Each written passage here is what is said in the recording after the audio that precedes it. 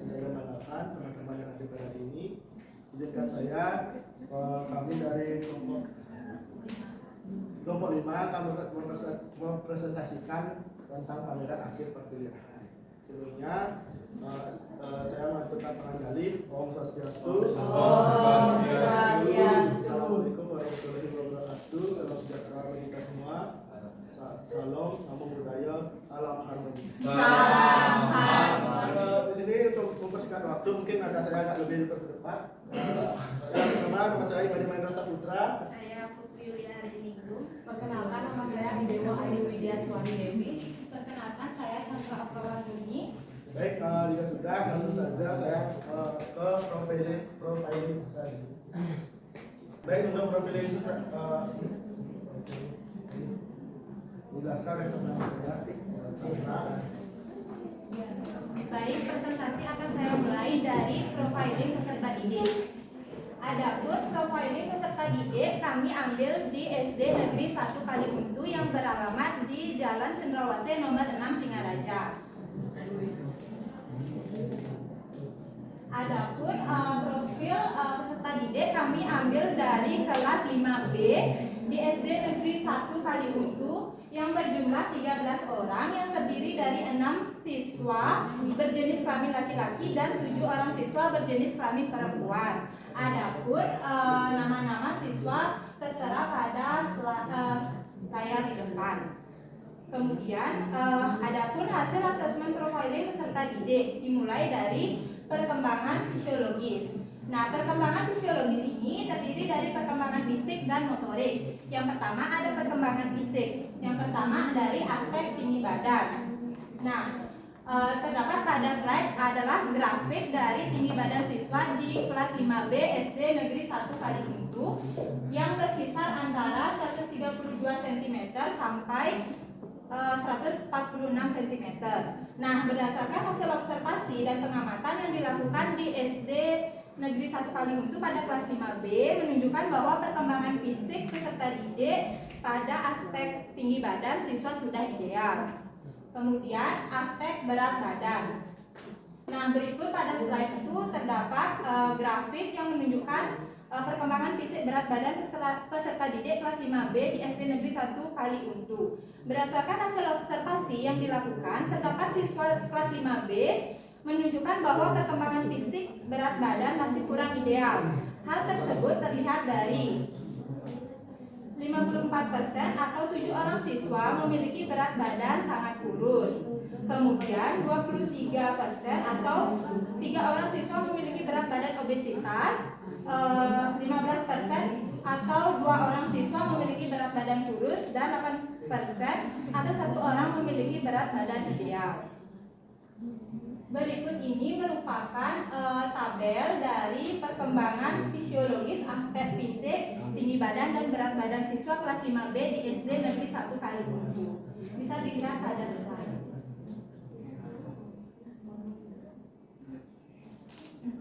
Kemudian ada perkembangan motorik. Nah, kami mengamati 2 perkembangan motorik pada siswa, yaitu motorik halus dan motorik kasar. Terdapat ada foto-fotonya. Kami mengamati motorik kasar dan motorik halus terlihat dari siswa sudah mampu menggunakan alat tulis dengan baik, sudah mampu mengerjakan tugas-tugas dan mengikuti pembelajaran dengan baik. Kemudian perkembangan kesehatan. Kami mengamati 3 perkembangan kesehatan, ada pendengaran, penglihatan, dan perkembangan gigi atau kesehatan gigi. Semua menunjukkan 100%. Berdasarkan hasil observasi mengenai kesehatan siswa, hasil observasi menunjukkan kesehatan pendengaran, kesehatan penglihatan, dan kesehatan gigi sudah sangat bagus atau baik. Adapun kesimpulan yang dapat kami ambil berdasarkan observasi terhadap perkembangan aspek fisiologis mencakup fisik dan motorik siswa. Yang pertama, seluruh siswa memiliki kemampuan berbicara yang baik, dapat berinteraksi dengan baik dengan teman sekelasnya, juga dengan warga di lingkungan sekolah. Kemudian kebersihan kuku 3 orang peserta didik masih kurang. Kemudian 2 dari 13 siswa memiliki kerapian rambut yang kurang baik, terlebih pada siswa laki-laki. Kemudian seluruh siswa selalu menggunakan tangan kanan dan kiri serta melakukan aktivitas fisik dengan baik. Kemudian ada perkembangan fisiologis. perkembangan fisiologis, yang pertama ada aspek perkembangan kognitif. Kami mengamati 5 aspek. Yang pertama ada mengingat, memahami, dan penerapan. Yang pertama mengingat. Ada 90% peserta didik mampu mengingat materi dan mengomunikasikan dengan bahasa sendiri. Kemudian ada 80% siswa mampu memahami, menjawab pertanyaan, dan menanyakan materi yang belum dipahami.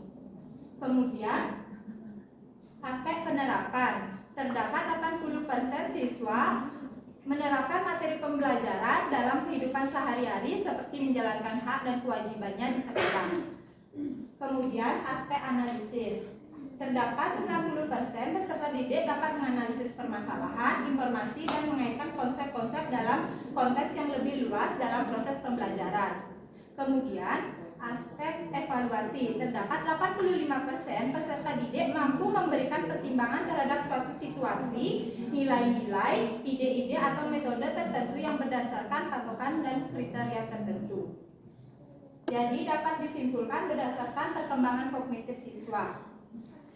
Ada 8 siswa selalu mampu berpikir kritis untuk memecahkan permasalahan. 10 siswa selalu mampu berkolaborasi dalam kelompok. 9 siswa sering mampu melakukan penalaran logis terhadap objek yang konkret. 5 siswa sering mampu mengaitkan antar materi. 10 siswa selalu mampu berhitung dengan baik. 7 siswa sering menyimpulkan materi pembelajaran dengan baik. 7 siswa lagi mampu mengembangkan ide dengan kreatif. 9 siswa selalu mampu memberikan pendapat, bertanya, dan menjawab pertanyaan.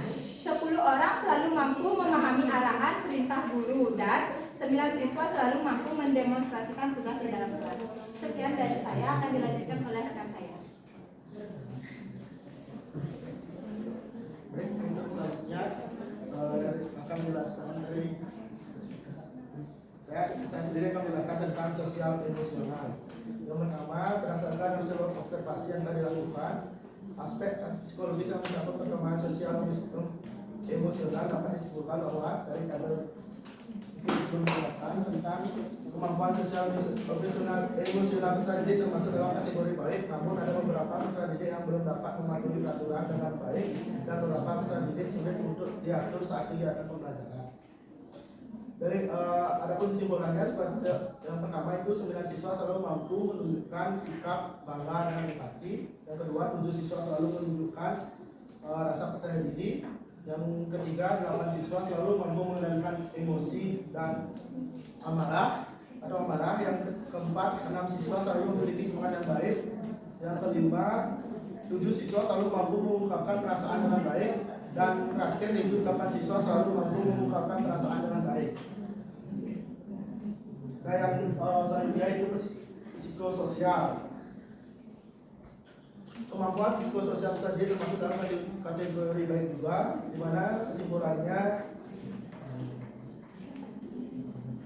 ini dapat disimpulkan 12 siswa selalu menghargai hal lain, 10 siswa selalu menaati peraturan, 9 siswa mampu bekerja sama dengan kelompok, 9 siswa selalu bersikap sesuai dengan peran laki-laki dan perempuan, dan 8 siswa selalu mampu mengungkapkan pendapat dalam kegiatan diskusi.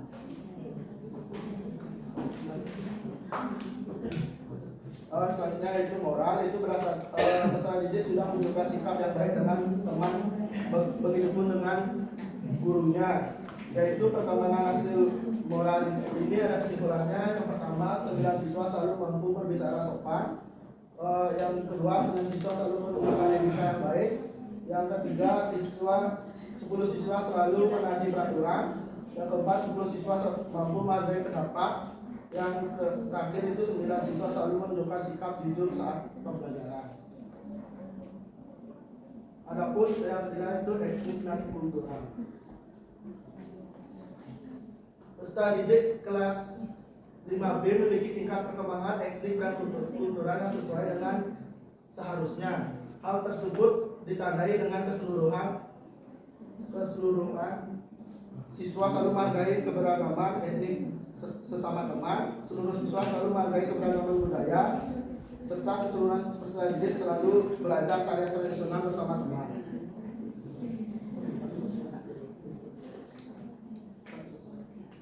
Yang ini yang selanjutnya itu tentang status sosial. Dalam aspek status sosial ditemukan peserta didik kelas 5B memiliki tingkat perkembangan status sosial yang beragam. Tersebut ditandai dengan beberapa siswa jalan kaki ke sekolah dan beberapa siswa diantar dengan kendaraan pribadi sekolah, serta seluruh siswa sudah memiliki fasilitas penunjang pembelajaran. Yang selanjutnya itu minat.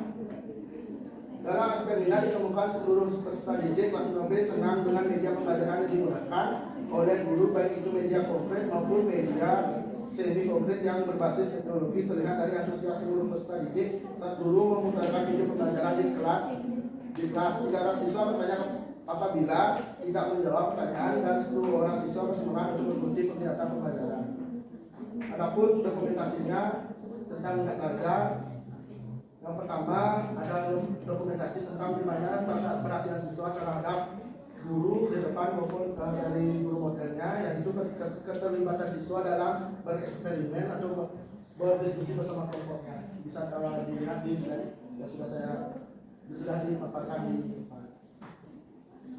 3 peserta didik terkadang sering bermain dengan teman ketika belajar dan terkadang melamun saat proses pembelajaran langsung. Namun peserta didik selalu mendengarkan guru ketika menjelaskan atau berbicara, sehingga solusi yang dapat dilakukan adalah menyelingi kegiatan pembelajaran dengan pemberian SPG agar siswa kembali konsentrasi dalam belajar.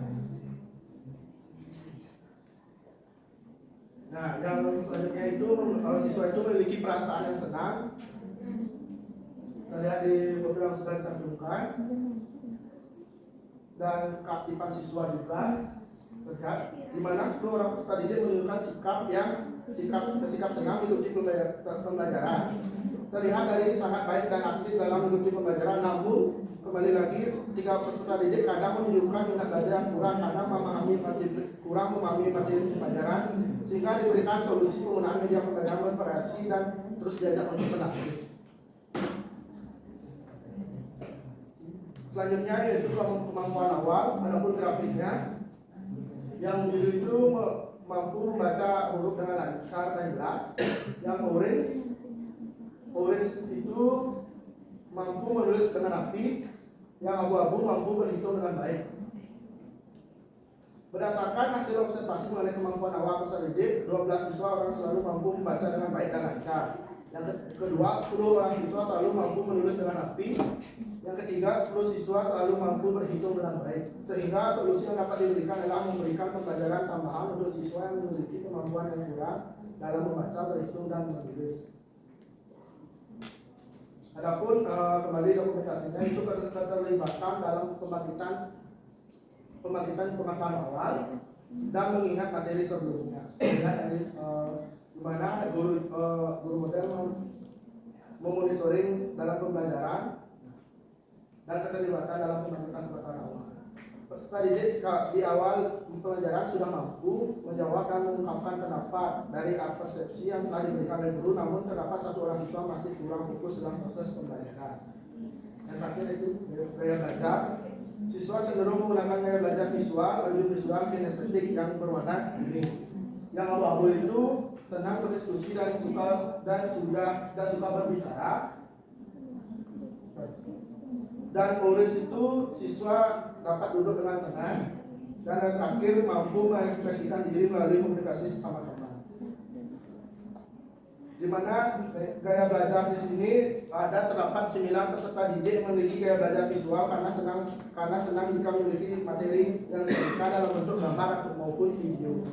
Dan 3 orang peserta didik memiliki gaya belajar kinestetik karena selalu membuat catatan dengan rapi materi yang dibelajarkan dan tertarik memperagakan sesuatu. Dan 1 orang peserta didik memiliki gaya belajar auditori karena hanya mendengarkan penjelasan disampaikan oleh guru. Baik, untuk selanjutnya tentang bahasa dilanjutkan oleh teman saya. Mau dilanjutkan dulu. Baik, selanjutnya akan saya paparkan mengenai aspek bahasa. Berdasarkan hasil observasi yang dilakukan, 10 siswa selalu mengucapkan kalimat utuh, 2 orang siswa sering mengucapkan kalimat utuh, dan 1 orang siswa kadang-kadang mengucapkan kalimat utuh. Lalu 12 siswa selalu mampu berbicara dengan baik, 1 orang siswa sering berbicara dengan baik. Kemudian 7 siswa selalu mampu mengemukakan pendapat dalam diskusi dengan jelas, 4 siswa sering mengemukakan pendapat dalam diskusi dengan jelas. Kemudian 12 siswa selalu mampu membaca dengan lancar, 1 orang siswa kadang-kadang membaca dengan lancar. Kemudian 7 siswa selalu mampu memahami makna pembicaraan orang lain, 5 siswa sering memahami makna pembicaraan orang lain. Aspek bahasa yang diobservasi meliputi membaca. Peserta didik mampu menjelaskan kalimat yang dibaca, tetapi peserta didik terlalu cepat ketika membaca tanpa menggunakan tanda baca. Kemudian menulis. Peserta didik mampu mengerjakan tugas yang diberikan, namun bila terdapat materi yang tidak dipahami, maka peserta didik akan segera menanyakan kepada guru. Kemudian berkomunikasi. Peserta didik mampu mengungkapkan kalimat secara sederhana, namun ada bahasa yang digunakan terlalu cepat, sehingga kalimat yang diucapkan tidak terlalu jelas, terkadang juga suara siswa terlalu kecil. Kemudian mengekspresikan. Peserta didik menyesuaikan gaya bahasa dengan gestur tubuh, seperti menggerakkan tangan dan kepala ketika pembelajaran. Kemudian ada aspek motivasi. Berdasarkan hasil observasi yang dilakukan, 13 siswa selalu hadir di kelas tepat waktu. Kemudian 10 siswa selalu memiliki rasa ingin tahu yang tinggi. Kemudian 10 siswa selalu menunjukkan minat terhadap materi pembelajaran. 12 siswa selalu antusias dalam mengikuti proses pembelajaran, dan 8 siswa selalu tidak mudah putus asa dalam mengerjakan sesuatu. Dan yang terakhir, 8 siswa selalu senang pada pembelajaran sehingga ingin mengetahui lebih lanjut pokok bahasan, selalu mampu melakukan eksplorasi dengan berbagai media, serta selalu semangat mengerjakan tugas secara berkelompok. Motivasi belajar yang diobservasi meliputi keinginan untuk berhasil. Peserta didik mempunyai motivasi belajar yang baik. Peserta didik aktif bertanya dan menanyakan materi yang belum dipahami, serta selalu antusias dalam belajar. Kemudian peserta didik memiliki kebutuhan dalam belajar. Hal ini ditunjukkan dengan rasa ingin tahu peserta didik akan materi yang dipelajari. Namun terdapat 1 orang peserta didik yang masih memiliki motivasi belajar yang rendah. Kemudian lingkungan belajar yang kondusif. Peserta didik nampak senang mengikuti pembelajaran. Hal ini dilihat dari ekspresi peserta didik dan antusias belajarnya. Kemudian adanya kegiatan menarik dalam belajar. Peserta didik memiliki kebutuhan dalam belajar. Hal ini ditunjukkan dengan rasa ingin tahu peserta didik akan materi yang dipelajari.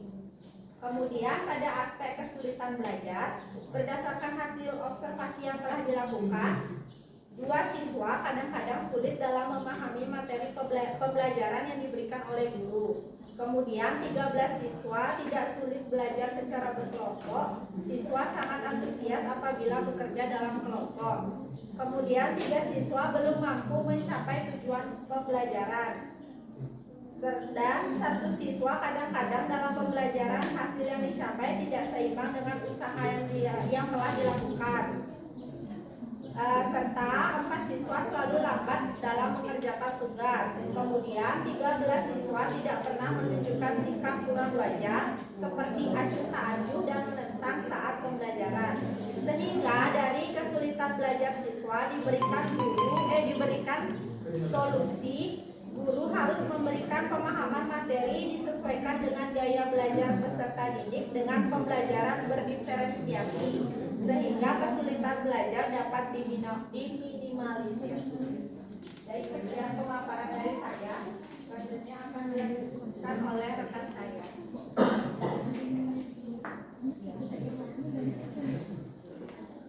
Baik, selanjutnya dalam praktek pembelajar. Dalam praktek pembelajaran yang diterapkan di sekolah, yang pertama yaitu adalah tahapan penyusunan rencana pelaksanaan pembelajaran. Dalam pelaksanaannya menggunakan 3 tahapan, yaitu plan, do, dan see. Sebelumnya guru di SD Negeri 1 Kaliuntu hanya memaparkan materi dengan menggunakan metode ceramah. Saat penerapan pembelajaran, kami menggunakan model pembelajaran problem based learning agar memberikan suasana baru dalam proses pembelajaran di kelas dan untuk melatih kemampuan berpikir kritis peserta didik. Dalam pelaksanaannya juga, sebelumnya guru di SD Negeri 1 Kaliuntu tidak menggunakan LKPD dan masih terpaku pada buku ajar saja. Nah, dalam pelaksanaannya di kelas, siswa sangat senang saat dibentuk menjadi kelompok dan menyelesaikan LKPD secara berkelompok. Adapun tahapan yang dilaksanakan di kelas, yang pertama yaitu fase orientasi masalah. Nah, menampilkan permasalahan kontekstual, kemudian siswa menganalisis permasalahan. Yang kedua yaitu fase mengorganisasi peserta didik untuk belajar. Siswa membentuk kelompok belajarnya dan diberikan LKPD yang berkaitan dengan permasalahan materi pembelajaran yang akan dibahas. Nah, selanjutnya pada fase ketiga, mendampingi penyelidikan kelompok. Guru menjadi fasilitator dan memberikan arahan dalam mengerjakan LKPD dan peserta didik berdiskusi dengan kelompoknya. Nah, pada tahap keempat, mengembangkan dan menyajikan hasil karya. Peserta didik menyajikan hasil diskusi yang dilakukan bersama kelompok. Nah, pada tahap kelima, menganalisis dan mengevaluasi proses. Peserta didik mengomentari dan memberikan masukan tentang penyajian dari kelompok lainnya. Guru memberikan penguatan terhadap jawaban peserta didik dan menyimpulkan bersama materi pembelajaran serta melakukan evaluasi bersama. Nah, pada tahap penutup, siswa menyimpulkan kegiatan pembelajaran dan melakukan refleksi terhadap pembelajaran yang telah dilaksanakan dan mengkonfirmasi kegiatan pembelajaran berikutnya. Kegiatan ditutup dengan menyanyikan lagu daerah dan berdoa serta mengucapkan salam.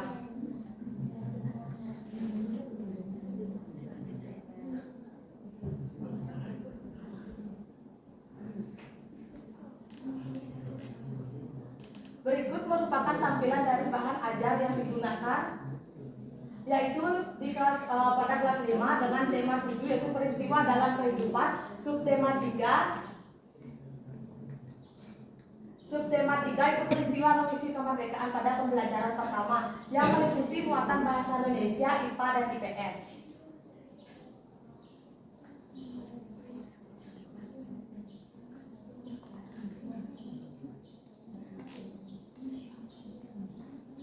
Berikut merupakan media pembelajaran yang digunakan, itu guru menggunakan PowerPoint dan juga menggunakan media pembelajaran yaitu berupa video pembelajaran.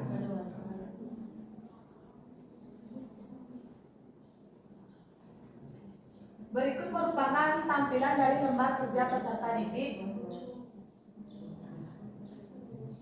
yang digunakan saat proses pembelajaran. Yang pertama berisikan nama kelompoknya yang terdiri dari siapa saja anggota kelompoknya, petunjuk pengerjaan LKPD,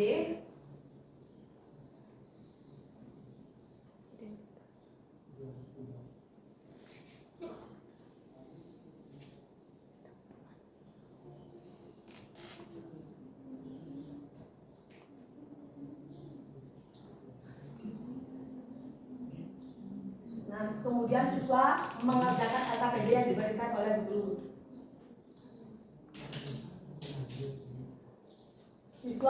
Pada muatan IPA, siswa melakukan percobaan dan siswa menuliskan kesimpulannya.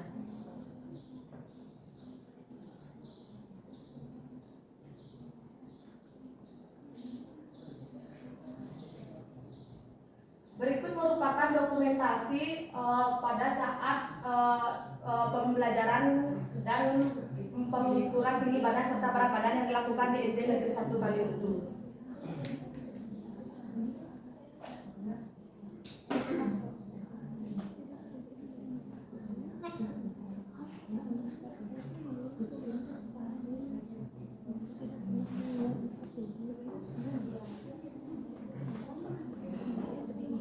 Nah, dari hasil profiling peserta didik, berdasarkan kegiatan observasi yang telah dilakukan, maka dapat dianalisis bahwa peserta didik kelas 5B memiliki karakteristik sebagai berikut. Yang pertama yaitu peserta didik mayoritas berasal dari suku Bali, lahir dan besar di Singaraja. Yang kedua, memiliki kebiasaan melaksanakan persembahyangan sebelum dan sesudah melaksanakan kegiatan pembelajaran.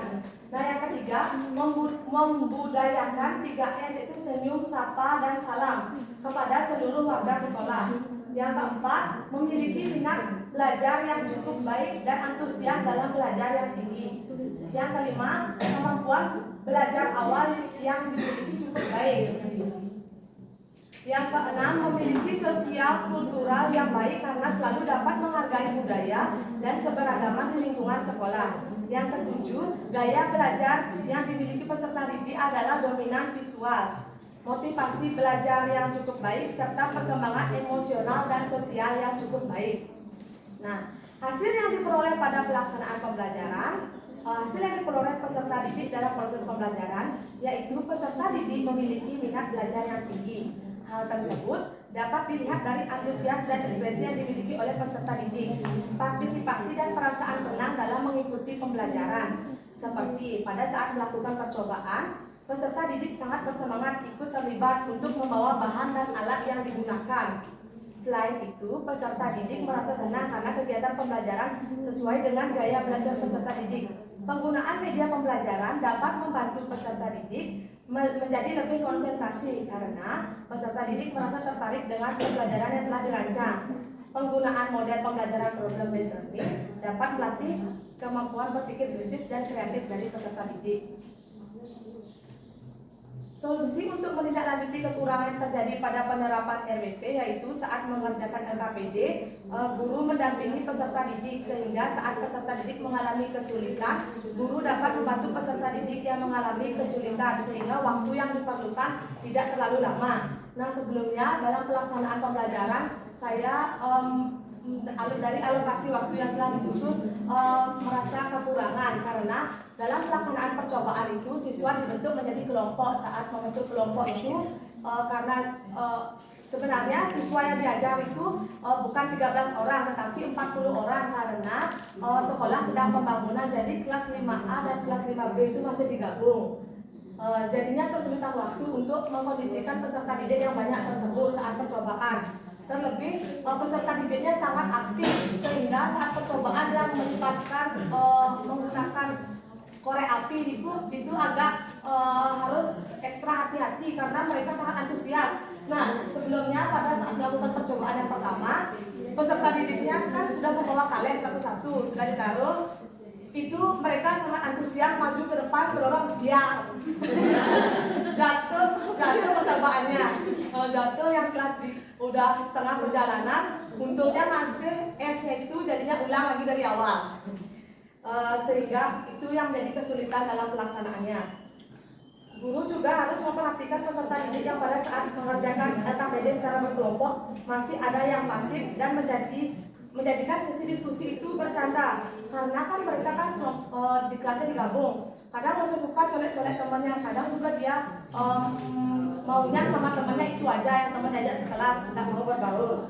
Nah, serta pada saat merancang kegiatan pembelajaran, khususnya merancang alokasi waktu, guru memberikan waktu tambahan untuk mengantisipasi kekurangan waktu.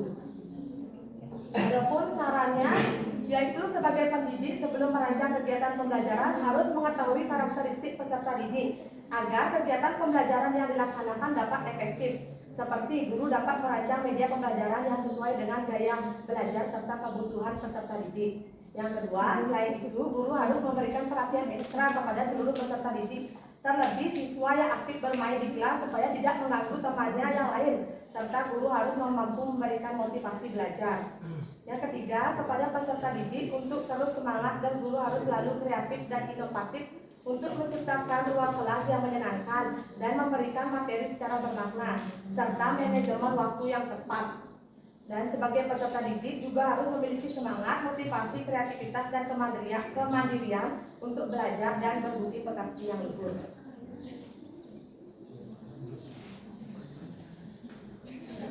Sekian pemaparan dari kelompok kami.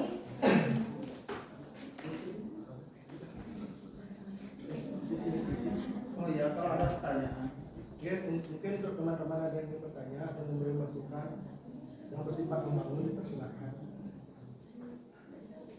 Ada gini, komentari apresiasi temannya gitu juga boleh.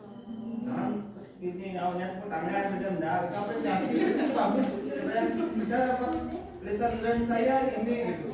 Siapa namanya yang presentasi? Dewa itu bagus tadi ininya pada saat RPP-nya itu yang saya maksud. Ini ada aktivitasnya, ini ada penjelasannya gitu. Jadi orang itu tidak melihat apa tulisan saja. Gitu. Ini kan karena keadaan kita juga ini tidak ergonomis, cahaya terlalu besar, kemudian LCD-nya juga ini kan gitu.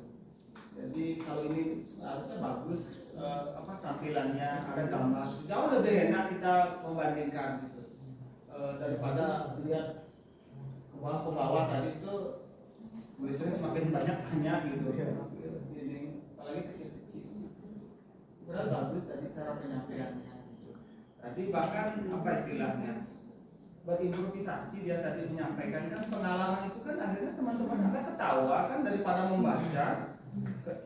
Kemudian Anda menyampaikan pengalaman yang betul-betul Anda alami, kemudian Anda sharing, makanya teman-teman Anda ketawa tadi kan. Kan itu yang lebih bagus dengan berbagi pengalaman. Ya kalau memang tidak ada, berarti tidak bagus tadi.